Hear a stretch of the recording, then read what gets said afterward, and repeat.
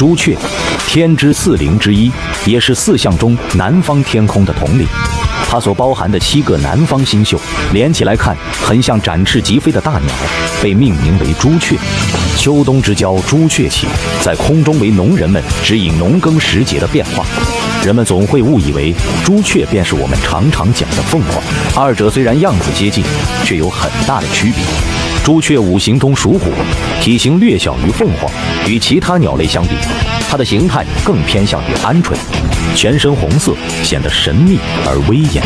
先秦时，人们认为朱雀具有接引死者灵魂升天的能力，后来又演变成了引道长生、助人升仙的神奇异能。楚辞补注中就提到：“言及西天元气，得其道真，即朱雀神鸟为我先导。”体现了朱雀助人成仙的能力，这让朱雀自古就带有一定的神秘色彩。